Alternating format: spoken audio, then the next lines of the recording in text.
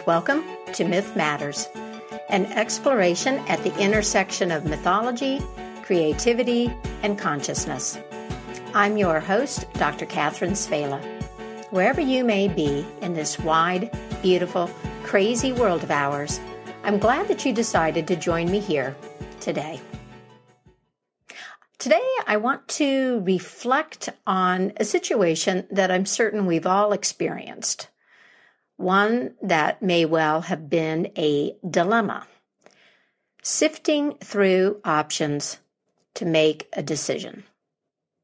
This is a podcast about the mythic dimension and about the power of images and metaphors in myths and stories to illuminate aspects of life. So I am going to turn to several fairy tales for insight into this situation, which, as I say, is often a problem. So before I turn to the stories, let me say a little more to frame this topic of choice and creative choices in particular. Sometimes making choices is very easy. We have established preferences and/or the consequences of choosing are insignificant. It doesn't matter if we get it wrong, so to speak, or there is no such thing. Deciding on a meal from a menu, for example, or choosing a song from a playlist. But sometimes we have to make weighty choices, or choices that are difficult for one reason or another, and this is especially true when we're engaged in a creative process of some sort. Creativity is a process and an approach. It's not about the materials that you handle. It is a method and a spirit.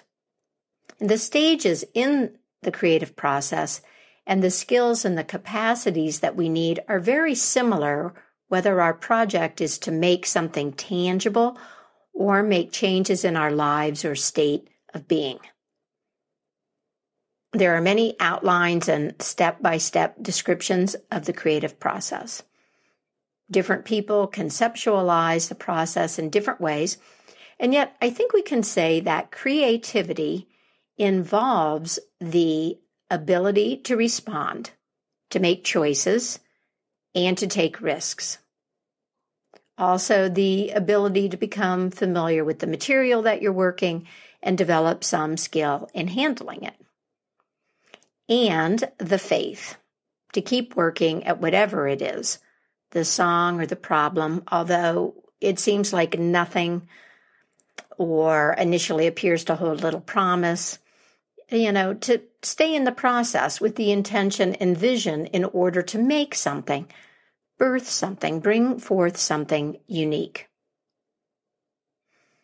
So creativity is a process, and I'll also say that it's always a transformation of some sort, whether the result is a painting or a change in the quality of your life or the nature of your being, changing your perspective or attitude about something. The materials that are put to use, whether it's a paintbrush and a canvas or a tomato or a person's psyche, they're put to a new use, or they become something new. There may be a literal or metaphorical alchemy. A transformation is profound because it brings something new and it's irreversible. And I think this is why creative choices about projects, problems, and circumstances that are important to us carry such a big feeling of consequence. We care. So we don't want to get it wrong. We don't want to waste something precious or go in the wrong direction or lose the opportunity for something better. Because once you open one door, another closes. Fairy tales, then, offer us some interesting metaphors and opportunities for insight into the creative process. They are tales of transformation. I think this is why we continue to tell them and love them and work them over for century after century after century. You can reflect on a great many questions and themes with the aid of a fairy tale, and you can focus on different aspects of the story. So, for example, you can focus on the details of the plot. You can look at what happens. You can also consider the layers of meaning in the metaphors or the characteristics of the character, the gender or intelligence or kindness or beauty of the person. And you can look at the problem introduced at the beginning of a story and how it's resolved. And this is where you'll see the transformation repeated over and over again. It may not be the theme that you pluck out if you take any of those other approaches, and yet when you step back, you'll see that whether or not you read a story as a commentary on healing a trauma, or the marriage of opposites in the psyche, or the hero's adventure, there is ultimately a renewal of the kingdom, as we say in the fairy tale realm. And that renewal involves a transformation. The story describes a creative process and the transformation of the elements, either the players or the situation in the story, that results in a new state of things and a new state of being. Now, I think this is really cool, and I think it suggests something essential about human beings. In any event, keeping myself on track here and avoiding the temptation of many choice tangents, the early stage of a creative endeavor involves choices. What to do, how to do it, whether or not to do it. At the beginning of a creative process, we're required to identify and select among the options to decide on the parameters and the course of action. And this is obvious, I know, and yet, as I noted, it's easy to get hung up here when the choice matters. The protagonist in a fairy tale is often required to perform tasks or pass tests that involve choosing. These stories offer interesting and useful metaphors for this stage in our own creative process. So I want to introduce 3 stories that illuminate variations on our common dilemma. I think there are clues here about how to approach this early stage in the creative process in art and life. The first story that comes to mind is Psyche and Eros, or Eros and Psyche. Technically, in the gray area between myth and fairy tales, perhaps, the first recorded version of this story is in the Apuleius' novel, The Golden Ass, which was written in the 2nd century A.D. This whole story is a story that's easily read as one of transformation. But I want to focus on the very first test that Psyche, our protagonist, has to pass. So if you're not familiar with the story, Psyche and the god Eros have fallen in love, but they've been separated because she attempted to actually see him. She lit a light. The oil fell on his shoulder. He woke up. He left. So Psyche is wandering around trying to figure out how she can be reunited with her soul's desire. Very important quest. And she is being tested by the goddess Aphrodite, who happens to be the mother of Eros. When they meet, Aphrodite berates Psyche and tells her that she's going to have to pass these tests. And the first thing she does is she takes this young woman out to her temple storehouse and shows her this huge mound of seeds. All different kinds of seeds, wheat, millet, beans, lentils, all sorts of seeds. These are foods for her pigeons. And the goddess orders Psyche to separate all of the grains by type. So to create a separate pile for each one. And then she tells her that she has to get this done before evening. So on a very short timeline. And then she leaves. Psyche is completely overwhelmed by the task. It seems impossible. It probably is impossible. And so she starts to cry. And a little ant appears, and he sees Psyche and feels compassion for her. And the whole colony appears, and they start taking the pile apart and sorting it grain by grain. They sort all of these seeds by kind, and then when they're done with the task, they vanish out of sight. And Aphrodite comes back and sees that this is done, and she's not really happy. But my point is that here's an example of a process, a creative process of transformation that begins with this seed sorting and the help of the ants.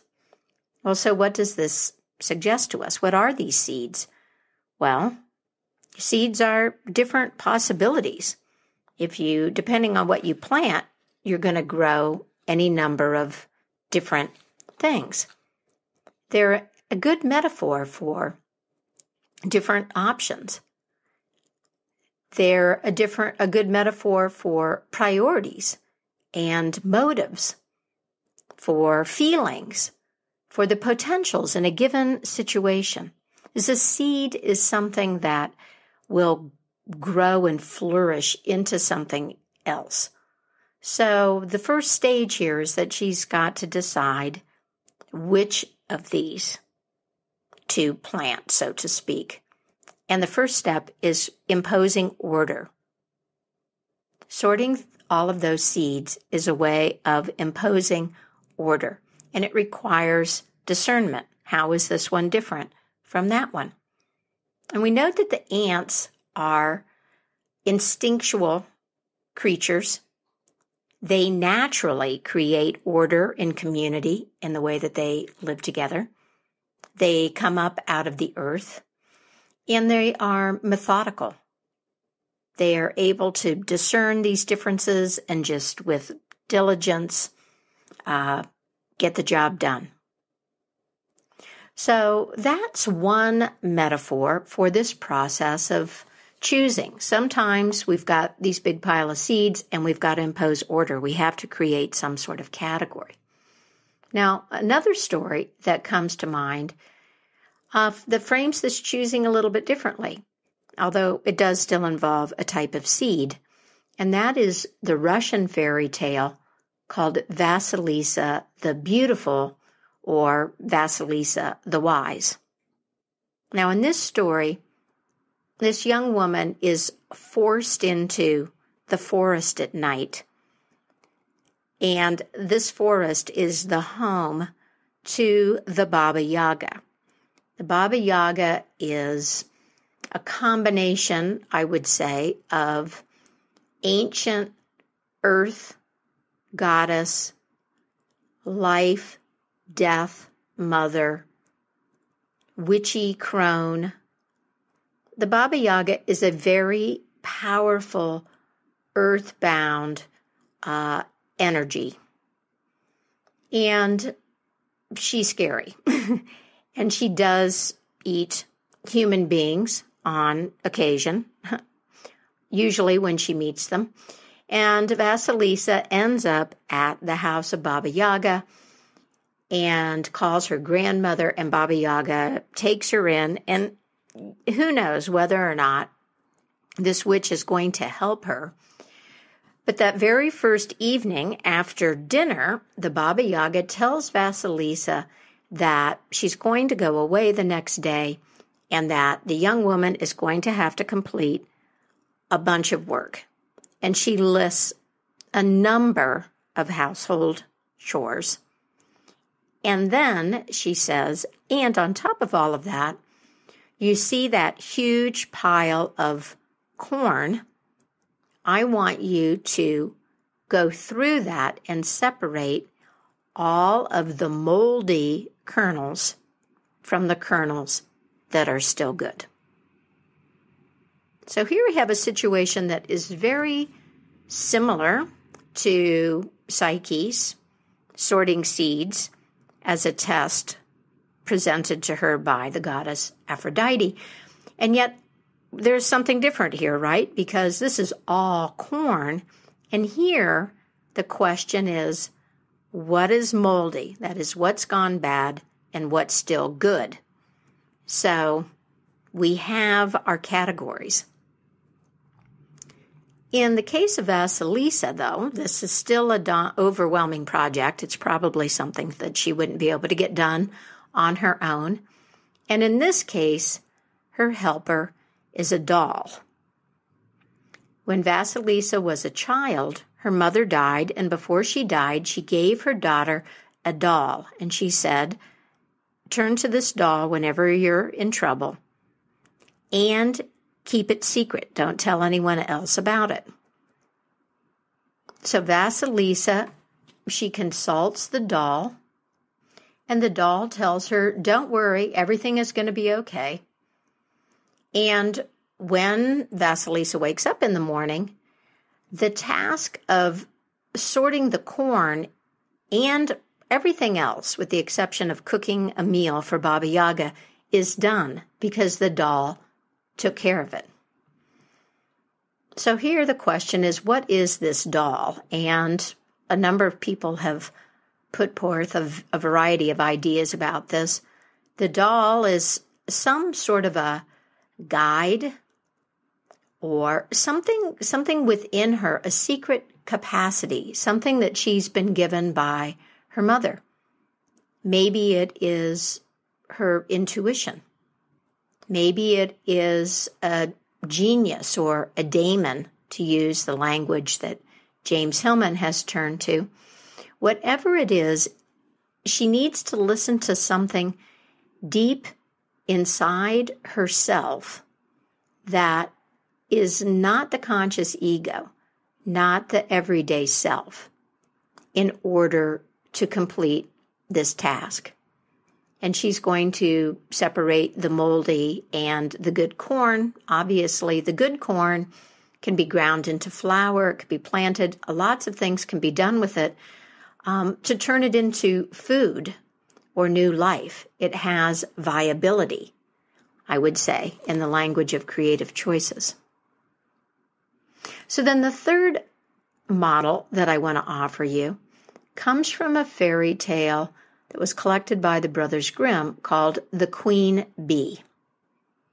In this story, we have 3 brothers, and the 2 eldest are kind of jerks, and they've left home and gone off and wandered around and squandered their fortune. And anyway, their youngest brother, who is a very kind person, has gone out to find them. And when they reunite, they encounter different animals, and every time the impulse of the older brothers is to do harm, and the youngest brother stops them. And they end up in a very strange kingdom, an enchanted kingdom. There's nothing living there. Nothing is moving there. Nothing seems to be alive there except for this little old man who is presumably the guard. And the brothers learn that there is a way to break the enchantment, and they take turns doing this.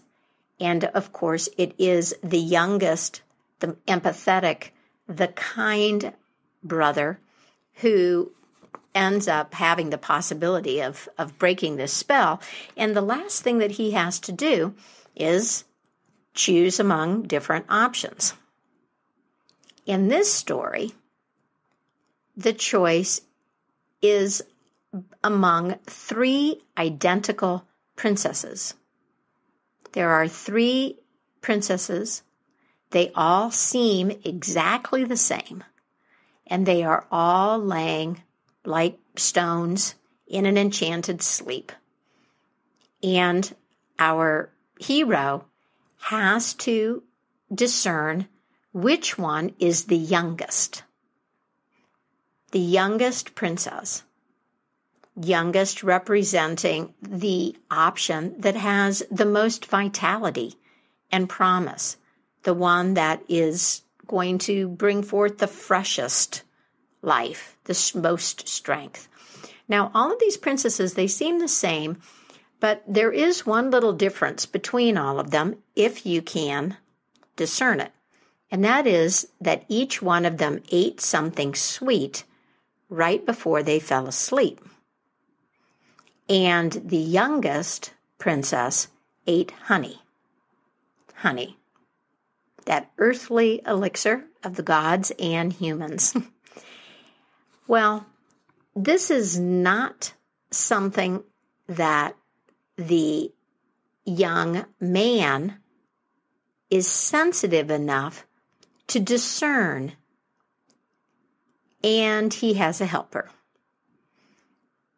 The queen bee of a bee colony that he had spared from his brother's torments earlier in the story flies through the window, and she can taste the last molecules of sweetness on each woman's lips, and she identifies the youngest princess.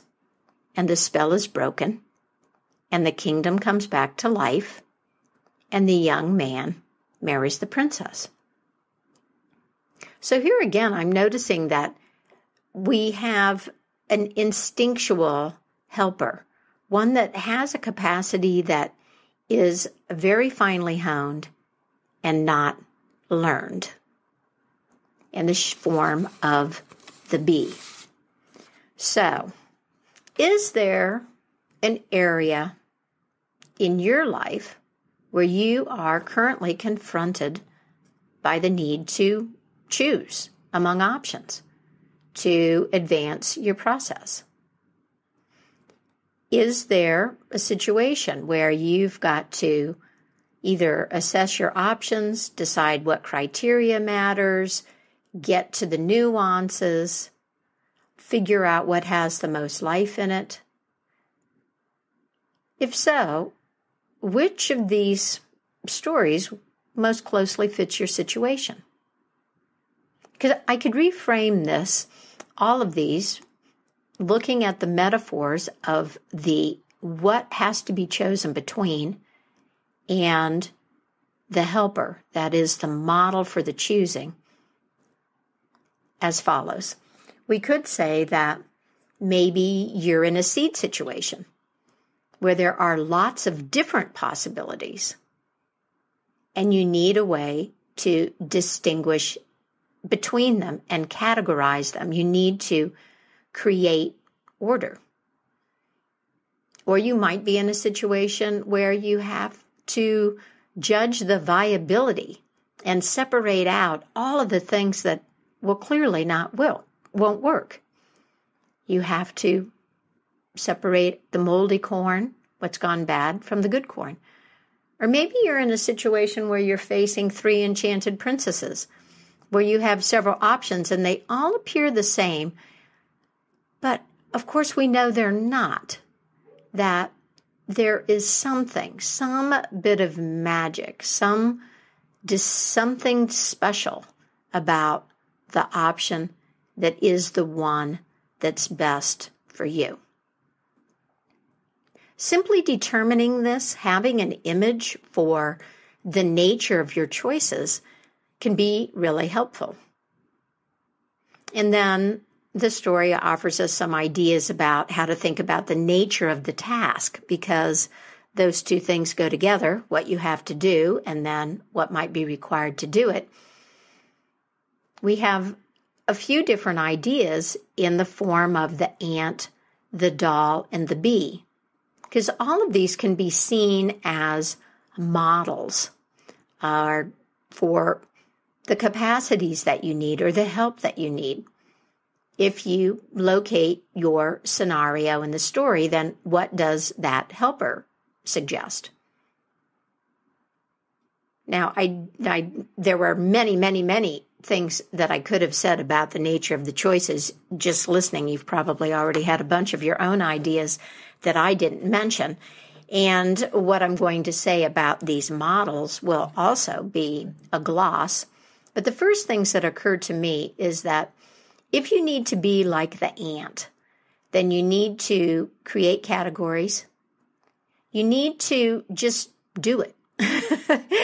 Not worry about how the size of the pile, but approach it with diligence. And you may need to get help, right? You may need to find other ants who are willing to help you. Now, if you're in a situation where you need the doll, then you need to turn the decision, the choices, over to something deep in yourself and wait to listen to what rises up. We often call this intuition, but there's also, maybe it's an inner voice. And I think there's another element here, which is trust. Trust that the problem can be solved by something in you that's not your everyday self. And trust that what is necessary will be completed in the right time. And then maybe you need to be or to have the help of the bee. And I would characterize this as having the sensitivity to the unique qualities of your choices, to move past the generalities and really, really become exquisitely intimate with the nature of your choices and also with the qualities that, or the quality that is essential to your creation. In my work with people, I find that we often stay at a superficial level when we are defining our needs and our objectives.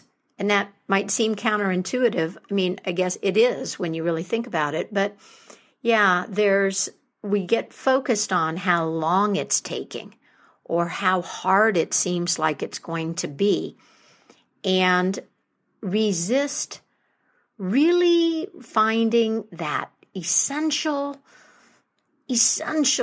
flavor, for lack of a better word, the thing that is most important to the vitality of what you want to do for you.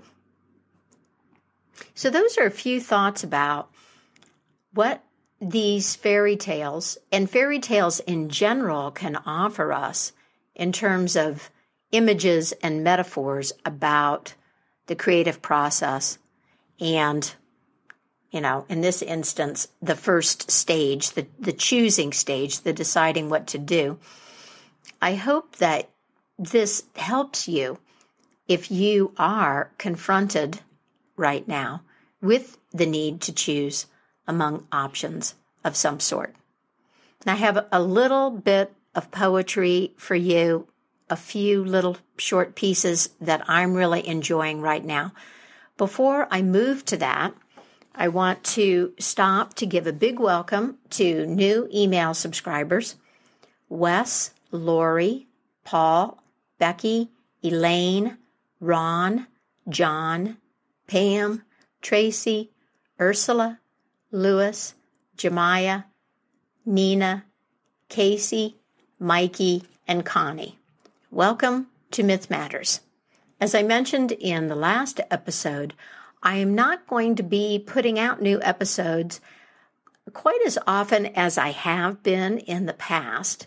So if you want to know when they are released, and if you also want to stay abreast of new offerings of mine, I do a lot of consulting one-on-one with artists and other people who are taking a creative approach to life. then you might want to subscribe, because then you will get my monthly newsletter. So it'll just keep you a little closer in the loop. If that sounds interesting to you, then head over to the Mythic Mojo website. That's where you can subscribe. You will also find a transcript of this episode and information about my coaching and mentoring services and story oracles and all of the other things that I'm doing. Thank you. Thank you to the Patreon patrons and Bandcamp supporters of Myth Matters. Your monthly contributions are essential to keeping the podcast going, and your support really means the world to me. If you are listening to the podcast and finding value here in Myth Matters, I hope you'll consider joining me on Patreon too. And now, these poems. The first one is called A Variation on a Theme by Rilke, by Denise Levertov.